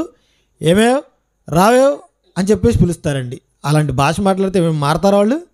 కానీ యేసుక్రీస్తు పాషాణం లాంటి హృదయాన్ని ఒక్క మాటతో మార్చాడండి. ఏ మాట అది? తనను కన్న తల్లితో పోల్చి మాట్లాడాడండి. మనం పిలుస్తాం ఎప్పుడన్నా, అమ్మో ఈవిడ చరిత్ర మాకు తెలియదు కాదులే, ఈరోజు ఏదో గొప్ప నీతులు చెబుతుంది. అది వృద్ధ నారి పతివ్రత అన్నారట. అంటే అర్థం ఏంటి? ముసలివాళ్ళు అయిపోయిన తర్వాత నీతులు చెబుతారట. వయసులో ఉండగా ఏం చేసి మాకు తెలియదా అంటారట. పోనీ చేసిందేమో మంచిగా చెప్తుంది, మారరాదు. మంచిగా చెప్తుంది, వినరాదు. ఏంటి గత జీవితం ఎందుకు? ప్రియులారా, ఇలా మనం ఎదుటివారి పాపాలు ఎత్తే దేవుని దృష్టిలో మనం పాపులైపోతున్నాం, మనం తగ్గించబడుతున్నాం. ప్రపంచంలో ఎదుటివారి తప్పు ఎత్తే అర్హత ఎవరికీ లేదండి. అలా ఎత్తినందువల్లనే బాప్తీసమిచ్చి యోహాను ప్రాణాల మీదకు తెచ్చుకున్నాడండి. అర్థమైందా మీకు? బాప్తీసమిచ్చి యోహాను ఎందుకు చచ్చిపోయాడు? ఏమండి హేరోదియ కుమార్తె, హేరోదు ఉంచుకున్నాడండి ఆవిడ. మార్కు సువార్త 6వ అధ్యాయంలో మనం చదువుకున్నాగా. ఒకసారి చూడండి. మార్కు సువార్త 6వ అధ్యాయము. బాప్తిస్మమిచ్చి యోహాను ఎందుకు చనిపోవాల్సి వచ్చిందంటే 17వ వచనం చూస్తే 6వ అధ్యాయం 17వ వచనం నుంచి, హేరోదు తన సహోదరుడు ఫిలిప్పు భార్య అయిన హేరోదియను పెండ్లి చేసుకున్నందున యోహాను నీ సహోదరుని భార్యని చేర్చుకుంటూ నీకు న్యాయం కాదని హేరోదును పట్టి తెప్పించి చెరసాల్లో బంధించి ఉంచెను. ప్రియులరా, ఆడవాళ్ళ పగ త్రాచుపాము పగ ఒకటేనట. ఏమండి, పాములు పగబట్టాలండి. మీకు తెలియక పగబడ్డది అనుకుంటారు మీరు. ఏమండి, పోనీ అనుకుంటారు అలా సామెత. ఆడవాళ్ళు ఏదైనా పంతం పడితే అసలు విడిచిపెట్టరట. ఇప్పుడు ఏం చేసింది హేరోదియా అంటే, ఒక బాప్తిస్మమిచ్చి యోహాను వచ్చి నన్ను ఎత్తి చూపిస్తాడా, ఇదిగో నన్ను చూపించి నీ కళ్ళు ఉండకూడదు, దీన్ని లేకుండా చేయాలని పంతం పట్టిందండి. తన కుమార్తెకి నాట్యం నేర్పించింది. తన తండ్రి పుట్టినరోజున డ్యాన్స్ వేయించింది కుమార్తె చేత. మీకు అందరూ తెలుసు కాబట్టి చెప్తున్నాను నేను. అప్పుడు తండ్రి ఏం కావాలో కోరుకో అన్నాడు. నా రాజ్యంలో అర్ధ భాగమైన ఇచ్చేస్తాను, సగం మట్టుకైనా ఇచ్చేస్తాను అన్నాడండి. అప్పుడు ఈ కుమార్తె కీలుబొమ్మ కదండి, తనకంటూ సొంత నిర్ణయాలు లేవు కదా. ఆడపిల్ల సహజంగా ఏం కోరుకుంటారు, బట్టలు బంగారం ఇంతే కదండి. కానీ తల్లి చెవులు చెప్పిందండి, అమ్మా నాన్నగారు వరం ఇచ్చారమ్మా, ఏం అడగమంటావంటే బాప్తిస్మమిచ్చి యోహాను తల అడుగు అందండి. ఒక నీతిమంతుడు ప్రవక్త ఏం చేసుకుంటారండి, ఆ తల్లి ఆ కోర్టులో, ఈ కూతురు ఈ కోర్టులో నుంచొని ఫుట్బాల్ ఆడుకుంటారా? జపాన్ వాళ్ళే కానీ సూప్ చేసుకొని తింటారా? లేదు కదండి. ఏమండి, చిన్న మాట కోసం అండి, చిన్న మాట కోసం. యోహానుకు మాత్రం ఇదెందుకండి? యోహానుకి ఇదెందుకు అంటే, యోహాను చనిపోవడానికి గల కారణం ఏంటి? ఎదుటి వాళ్ళలో ఉన్న తప్పు చూపించినందుకేనండి. చూపించినందుకే. మనం చూపించకూడదు ఎవరి తప్పు కూడా. తెలుసు వాళ్ళకి తప్పు చేస్తున్నారని. ఏమండి, ఏదో ఒకరోజు మారతారు, దేవుడు వాళ్ళని గద్దిస్తాడు, మారకపోతే వాళ్ళు శిక్షించబడతారు. బాప్తిస్మమిచ్చి యోహాను దేవుడు పంపించడానికి గల ప్రధానమైన కారణం ఏంటి? యేసుక్రీస్తుకు ముందుగా మార్గం సరళం చేయాలి, సరళం చేయాలి, మారు మనసు గురించి ప్రకటించాలి. ఏమండి, అరణ్యములో ఆయనకు మార్గాన్ని సిద్ధపరచాలి. ఈ పని మానేసి ఈ పని చేశాడు ఎందుకైనా? ఏమండి, బాప్తిస్మమిచ్చి యోహాను అంటే చిన్నవాడు కాదండి, చిన్నవాడు కాదు. ఏమండి, స్త్రీలు కనిన వారిలో బాప్తిస్మమిచ్చి యోహాను కంటే గొప్పవాడు ఎవడూ లేడట. అయితే ఈయన చెరసాల్లో వేయించారు కదా. మత్తయి సువార్త 11వ అధ్యాయంలో దీనికి కంటిన్యూషన్ రాయబడిందండి. బైబిల్ చదవటం చాలామందికి రాదు, ఎందుకంటే ఇక్కడ కొంత అక్కడ కొంత ఉంది కాబట్టి వీళ్ళకి అర్థం కాదు. కంటిన్యూషను కొన్ని సందర్భాలను బట్టి మనకు అర్థమవుతుంది. ఇక్కడ చెరసాల్లో వేయించడం చదువుకున్నావా? దీనికి కంటిన్యూషను మత్తయి సువార్త 11వ అధ్యాయంలో ఉందండి. అప్పుడు ఈయనకు అనుమానం వచ్చి, రాబో వాడవు నీవేనా, మేము మరి ఒకరి కొరకు కనిపెట్టబావాలని చెప్పేసి శిష్యులు పంపించాడట. ఎవరి దగ్గరికి? యేసుక్రీస్తు దగ్గరికి. 11:2 ఉంది ఇది. ప్రియులారా, అప్పుడు యేసుక్రీస్తు వారు చెబుతున్నారు, గుడ్డివారు చూస్తున్నారు, కుంటివారు నడుస్తున్నారు, నా విషయమే అభ్యంతరపడినవాడు ధన్యుడు. ఇదిగో ఈ అనుమానం వచ్చినందుకే బాప్తిస్మమిచ్చి యోహాను పరలోకంలో చివరి స్థానం అల్పుడైపోయాడండి. కారణం ఏంటి? ఏమండి, ఇదంతా ఎందుకు వచ్చింది? నేను వాళ్ళని అసలు వాళ్ళ పాపాలు ఎత్తకుండా ఉంటే బాగుండేది కదా అనుకోలేదండి. ఈయన మెస్సీయ వస్తే నాకు ఈ గతి ఏంటి, చెరసాల్లో ఉండే గతి ఏంటి, ఆయన విడిపిస్తాడు కదా, అసలు వచ్చింది మెస్సీయా కాదా? అండ్ బాప్తిస్మం ఇచ్చిన రోజునే పరిశుద్ధాత్మ పావురంలో వచ్చి ఆయన మీద వాలినప్పుడు కన్ఫర్మ్ చేసుకున్నాడుగా. మరలా ఎందుకు అనుమానం అంటే, ఈయన ఎదుటి వాళ్ళ తప్పు ఎత్తి చూపించింది కాక మరలా ఈయన మీద అనుమానపడ్డాడండి. అర్థమైందా? అంటే ఈయన ప్రాణాలు పోవటానికి గల కారణం ఏంటి? ఎదుటి వాళ్ళు ఉన్న తప్పు ఎత్తి చూపించటమే. ఎత్తి చూపించడమే, మనం చూపించకూడదండి. ఏమండి, లూకాసు వార్త 19వ అధ్యాయం 1వ వచనం చూస్తే అక్కడ పొట్టివాడైన జక్కయ్య ఉన్నాడండి. జక్కయ్య కూడా సుంకరే. ఇప్పుడు వీళ్ళు ఏమనుకుంటారంటే, పాపి అయిన మనుషుని ఇంటికి వెళ్తున్నాడు ఏంటినా అని వీళ్ళు అనుకుంటున్నారు. గొణుక్కుంటున్నారు, వీళ్ళు గొణుగుతున్నారు వీళ్ళు. ఏమండి, ఆయన పాప పరిశుద్ధుడు యేసుక్రీస్తు తెలియదా? వెళ్ళాడు. ఎందుకు వెళ్ళాడంటే పాపిని ప్రేమించే మనసు అండి, పాపిని ప్రేమించే మనసు. ఏమండి, మనం ఎక్కువగా ఎవరితో ఉండాలంటే, ఎవరైతే పాపం చేస్తున్నారో, ఎవరు తప్పు చేస్తున్నారో వాళ్ళతోనే ఉండాలండి. మనం మంచివాడితో ఎందుకు? ఏమండి, వాడితో ఉండకపోయినా వాడు బాగానే ఉన్నాడు, అంతే కదా. తప్పిపోయిన గొర్రె కోసం వచ్చాడా? 99 గొర్రెల కోసం వచ్చాడు ఆయన. 99 గొర్రెలు బాగానే ఉన్నాయి, తప్పిపోయిన గొర్రెనే కదా వెదకి రక్షించవలసింది. పలానా ఆయనండి వాళ్ళతో ఉంటున్నాడండి, వీళ్ళతో ఉంటున్నాడండి. యేసుక్రీస్తు నిత్యము ఆ పాపులతో సొంకరులతోనే ఉన్నాడండి. మీ బోధకుడు ఏంటయ్యా, లేస్తే సొంకరులతో ఉంటున్నాడు, పాపులతో ఉన్నాడు, వాళ్ళతో కలిసి భోజనం చేస్తున్నాడు. వాళ్ళతో కలిసి ఉంటే మాత్రం యేసుక్రీస్తు పాపం అంటిందా? ఉప్పు నీళ్ళల్లో చేప నిరంతరం బ్రతుకుంటుందండి. ఏ రోజైనా చేపకు ఉప్పు అంటిందా? ఉప్పు అంటిందా? పాపుల మధ్య మనం ఉండాలి, వాళ్ళకే చెప్పాలి, కానీ ఆ పాపాన్ని మాత్రం మనం అంటించుకోకూడదు. 6 నెలలు సహవాసం చేస్తే ఏమైపోతారట? అలా అవ్వకూడదు. అది లోక సామెత, తప్పండి అది. అలా అవ్వకూడదు. యేసుక్రీస్తు నిత్యం వాళ్ళతోనే ఉన్నాడు. పాపిగా మారిపోయాడా? 3.5 సంవత్సరాలు వాళ్ళతోనే తిరిగాడు. తెలియక మాట్లాడుతున్నారండి, తెలియక మాట్లాడుతున్నారు. ప్రియులరా, దేవుడు మన పాపాలను ఎంత దూరం చేశాడో తెలుసా? 103వ అధ్యాయము 12వ వచనం చూద్దాం. 103వ అధ్యాయము 12వ వచనం చూద్దామండి. ఆయన మన అతిక్రమములను మనకు అంత దూరపరచి ఉన్నాడు అన్నాడు. పడమర తూర్పు. తూర్పు ఏంటండి మనకు? ఇదిగో ఇటు తూర్పు. పడమర ఎక్కడ? ఇటు పడమర. ఈ పడమర తూర్పు ఎప్పుడైనా కలిసినాయా? కలవ కదండి. పుస్తకాలు చదువుకున్నప్పుడు చిన్నప్పుడు ఫిజిక్స్లో చెప్పేవాళ్ళు సరళ రేఖలకు మంచి ఉదాహరణలు అని చెప్పేసి. ఏంటట? కిటికీ చోవలో రైలు పట్టాలు. ఈ రైలు పట్టాలు కలుస్తాయి ఎక్కడన్నా? ఎక్కడ కలిస్తే ట్రైన్ పోద్దా దాని మీద? కిటికీ చోవలు కలుస్తాయా? కలవ కదండి. అలాగే తూర్పు పడమర ఉత్తరం దక్షిణ ఇవి కలుసుకొని దిక్కులండి, కలవివి. అలాగే నీ పాపాలను కూడా దేవుడు ఏం చేశాడు? అంత దూరం చేశాడటండి. యోబు గ్రంథం 11వ అధ్యాయము 6వ వచనం ముగించుకుందాం. యోబు గ్రంథం 11వ అధ్యాయము 6వ వచనం. నీకు తెలియజేసిన మేలు అప్పుడు జ్ఞానముని యోచనకు మించినదని నీవు తెలుసుకుంటావు.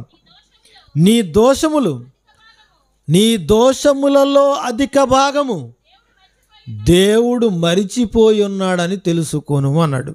ఏమండి, మన పాపాలన్నింటినీ కూడా దేవుడు ఏం చేశాడట? మరిచిపోయాడట. ఏమంటే దేవుడే మర్చిపోతే మీరెందుకు గుర్తు చేస్తున్నారు? అర్థమైందా? దేవుడే మర్చిపోతే మీరెందుకు గుర్తు చేస్తున్నారు? పలానా ఆవిడెలా, పలానా ఆయన ఇలా మీరెందుకంటే చెప్తున్నారు? చెప్పొచ్చు అలాగా. అలా చెప్పినందుకే కదండి బాప్తిస్మిచ్చి యోహాను ప్రాణాలు పోగొట్టుకున్నాడు. అంటే ప్రపంచంలో ఎదుటి వారి తప్పు ఎత్తి చూపించే అధికారం మరొకరికి ఎవరికి కూడా లేదు. ఎందుకంటే బాల్యకాలం నుంచి మనం చేసిన దోషాల్లో అధిక భాగం దేవుడు ఏం చేశాడట? మరిచిపోయాడు, క్షమించాడట. ఈ ప్రపంచంలో క్షమించే అధికారం కలిగిన వాడు ఒకే ఒక్కడండి. ఎవరైనా? యేసుక్రీస్తు వారండి. ఆయనే మన పాపాలను క్షమిస్తుంటే మనం ఎందుకండి ఎదుటి వారి తప్పులను క్షమించలేకపోతున్నాం? ముందు నీ కంటిలో దూలం చూసుకో, అప్పుడు ఎదుటివాడి కంటిలో ఉన్న నలుసు తేటగా కనపడుతుంది. అయినా సరే మనం చెప్పకూడదండి. నీ సహోదరుడు ఒకవేళ తప్పు చేశాడు అనుకోండి, ఏం చేయాలి? ఒంటరిగా ఉన్నప్పుడు వెళ్ళి నువ్వు అతన్ని కలుసుకొని మాట్లాడు, నచ్చచెప్పు. వినకపోతే సంఘాన్ని తీసుకెళ్ళి చెప్పమన్నాడండి. సంఘంలో చెప్పండి. ఏమంటే బయట వాళ్ళు మనం గద్దించి చెప్పనవసరం లేదండి. సంఘంలో సహోదరుడు తప్పు చేస్తే ఏం చేయాలి? గద్దించమన్నాడు. అతడు తిరిగి మారు మనసు పొంది అతన్ని క్షమించు అన్నాడు. అర్థమైందా? సంఘంలో గద్దించండి, ఖండించండి, గద్దించండి. ఒకవేళ బయట ఏదైనా జరిగిందనుకోండి, విడిచిపెట్టండి. ఎందుకంటే బయట వాళ్ళు చెప్తే వింటారా? సంఘంలో చెప్తేనే భరించలేరు. పలానా పాస్టర్ గారు అలా అడిగారు, ఇలా అడిగారు అంటారు. అవునా కదా? ఏదో సంఘంలో ఉన్నాం కాబట్టి ఒంటరిగా ఉన్నప్పుడు గద్దించండి. ఒకవేళ బయట జరిగిందా వదిలేసేయండి. మనం అడిగామనుకోండి, ఇంకా దూరం అయిపోతాడు, దేవునికి దూరం అయిపోతాడు. అతనికి తెలియదు కదా దేవునికి దూరం అయిపోతున్నానని అతనికి తెలియదు. వీడు ఎప్పుడైతే పక్కొచ్చాడో ఇంకొకటికి అవకాశం దొరుకుతుంది. వాడెవడు? సాతాన్ అనమాట. అంటే వాటర్ బాటిల్ 20 రూపాయలు పెట్టి కొనుక్కున్నాం, నీళ్ళన్నీ తాగాం. ఇప్పుడు తాగి పడేయగానే ఇంకెవడ దొరుకుతుంది? అది ఎవరు దొరుకుతుంది? చెత్త ఏరుకునేవాడు చక్కగా ఏరుకుంటాడండి. అంటే దేవుడు విసిరేస్తే ఇంకొకడు పట్టుకుంటాడు. వాడెవడు? అపవాదండి. వాడేం చేస్తున్నాడు చూడండి. ప్రకటన గ్రంథం 12వ అధ్యాయము 10వ వచనం. ప్రకటన గ్రంథం 12వ అధ్యాయము 10వ వచనం చూద్దాం. ప్రకటన గ్రంథం 10వ అధ్యాయము 12వ అధ్యాయం 10వ వచనం. మరియు ఒక గొప్ప స్వరము పరలోకమందు ఎలాగూ చెప్పగా విన్నాను, రాత్రింబగళ్ళు మన దేవుని ఎదుట మన సహోదరుల మీద నేరము మోపువాడైన అపవాది అన్నాడు. చూసారా? అపవాది ఏం చేస్తున్నాడట? రాత్రి పగలు మన మీద ఏం చేస్తున్నాడు? కంప్లైంట్ ఇస్తున్నాడట దేవునికి. అయ్యా నీ పిల్లలు చూడు, ఇదిగో ఈ రాత్రి ఈ తప్పు చేశారు, పగలు ఈ తప్పు చేశారని చెప్తున్నాడట. దేవుడు మాత్రం పట్టించుకోవట్లేదండి. ఎందుకు? క్షమించే మనసు ఆయనకి, ప్రేమించే మనసు ఆయనకి. నా పిల్లలు తప్పు చేసినా పర్వాలేదు, నేను మార్చుకుంటాను, ఏదో ఒకరు నన్ను తెలుసుకుంటారనే ఆలోచన అండి. కానీ మనం చూడండి, అంటే ఎదుటివాడి మీద ఏలెత్తి చూపిస్తున్నాము, నేరారోపణ చేస్తున్నాము అంటే ఇది ఎవరి లక్షణం? సాతాను, అపవాది లక్షణం. వాడు మన మీద నేరాలు మోపుతున్నాడు, నువ్వు కూడా మోపుతావా? అదే దేవుని లక్షణాలు నీలో ఉంటే క్షమిస్తావు నువ్వు. ఆయనే పడమటికి తూర్పుకి ఎంత దూరం అంత దూరం చేస్తే నీ పాపాలను నువ్వెందుకండి జ్ఞాపకం చేయటం? అందుకే ప్రపంచంలో ఎదుటివారి పాపాలు ఎత్తి చూపే అధికారం ఎవరికి లేదు. ఏమండి, మగ్దలేని మరీ వచ్చండి. మగ్దలేని మరీ వచ్చి ఏం చేస్తుంది? విస్తారమైన పాపాలు చేసింది ఆవిడ. విస్తారంగా దేవుణ్ణి ప్రేమించింది. ఏమండి, 7 దయ్యములు పట్టాయి ఆవిడకండి. ఆవిడ తప్పు చేయలేదండి ఏ రోజు కూడా. అంటే పాపం చేసిందని కానీ వ్యభిచారం ముందు పట్టబడిన స్త్రీ ఆవిడ అనుకుంటున్నారు వీళ్ళు. కానీ దోషాలు అనగానే వారి జీవితంలో ఏదో తెలిసి తెలియకుండా చేసినవి తప్ప వేరే కాదండి. ఆమె తీసుకొచ్చి ఎంతో ఖరీదైన అత్తరబుడ్డు తీసుకొచ్చి పాదాలు కడిగి తల వెంట్రుకలతో తుడిచిందటండి. వీళ్ళు అనుకున్నారు కదా అసలు ఏమి ఎలాంటిది దీనికి తెలుసా అంటున్నారండి. అప్పుడు ఆయన అన్నాడు, ఏమి విస్తారంగా నన్ను ప్రేమించింది కాబట్టి విస్తారమైన దోషాలు కొట్టుకొని పోయాయి. దేవుణ్ణి ఎవరైతే ఎక్కువగా ప్రేమిస్తారో వాళ్ళ పాపాలన్నీ తుడిచివేయబడతాయండి. చిన్నపిల్లలు చూడండి, పెన్సిల్తో రాస్తారు. తప్పు రాసినప్పుడు ఏం చేస్తారు? ఎరేజర్తో, రబ్బర్తో ఏం చేస్తారు? తుడిపేసేస్తారు. దేవుడు కూడా నీ పాపాలను అలాగే తుడిచేస్తున్నాడు. అధిక భాగం.